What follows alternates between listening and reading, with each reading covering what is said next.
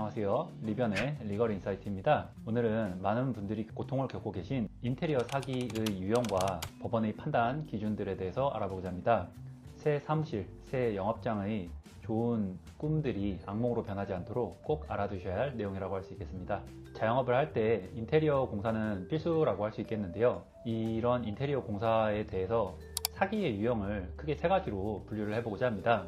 첫째, 공사대금 선지급 후 잠적 또는 공사 중단의 유형입니다. 이 경우 업체는 다른 업체보다 현저히 저렴한 가격을 제시해서 공사 계약을 체결을 한 이후에 자재 구매 등을 핑계로 공사 총 대금의 상당 부분을 성금으로 요구를 하게 됩니다. 하지만 돈을 받고 난 뒤에는 공사의 일부만을 진행을 하거나 이러한 진행된 일부 공사를 중단을 하고는 연락을 끊고 잠적을 하기도 합니다. 둘째는 돌려막기 운영 방식이라고 표현을 하는데요. 새로운 공사 현장에서 받은 성금을 가지고 기존에 진행을 하다가 중단이 됐던 공사 현장에 공사를 재개를 하는 방식으로 진행을 하는 사기의 일종이라고 할 수 있겠습니다. 인천지방법원에서는 이러한 돌려막기 방식의 공사에 대해서 처음부터 공사를 제대로 진행을 할 의사나 능력이 없었다라고 보아서 유죄를 내리기도 하였습니다.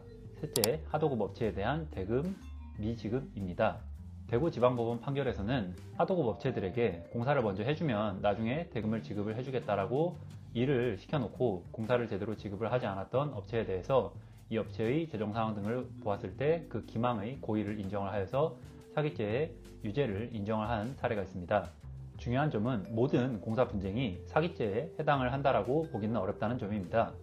사기죄가 성립을 하기 위해서는 계약을 체결을 할 당시에 공사를 진행을 할 의사가 없다라는 상대방의 내심의 의사를 밝혀야 하기 때문입니다. 서울중앙지방법원 판결에서는 인테리어 공사업자가 일부 공사를 맞추지 못했던 사실이 있다 하더라도 그것을 처음부터 공사를 진행을 할 의사가 없었다라고 볼 수는 없다라는 판결로 인해서 인테리어 공사 사기 혐의에 대해서 무죄 판결을 내린 적이 있었습니다. 이 사건에서는 다른 곳으로 자금을 유용을 했다라는 내용을 입증을 하지 못했었기 때문에 형사상 사기죄가 아닌 민사상 채무불이행의 문제로 법원은 판단을 한 것이었습니다.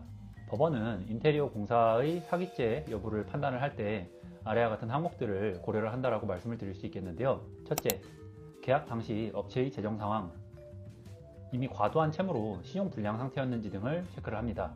둘째, 돌려받기 정황, 여러 공사 현장을 동시에 운영을 하면서 대금을 임의로 유용했는지를 확인을 합니다. 셋째, 공사 진행률, 받은 공사 대금에 비해서 터무니없이 업무가 적게 진행이 되었는지를 확인을 합니다.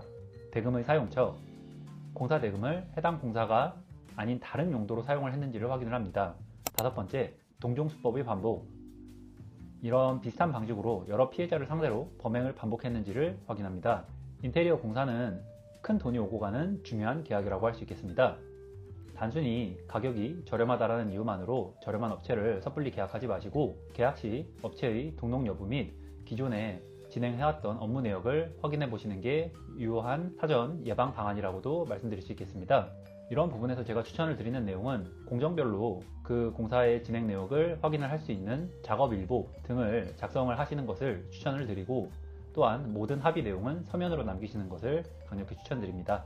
만약 사기 피해가 의심이 되신다고 하시면은 신속히 법률 전문가와 상담을 하셔서 이러한 사기 피해에 대응을 하시는 것이 바람직하다고 할 수 있겠습니다. 오늘 영상이 도움이 되셨다면 좋아요와 구독을 부탁드리겠습니다. 더 추가적인 문의사항이 있으신 분들 같은 경우에는 아래 더보기란에 들어가 있는 성실하게 상담을 진행을 해드리겠습니다. 감사합니다.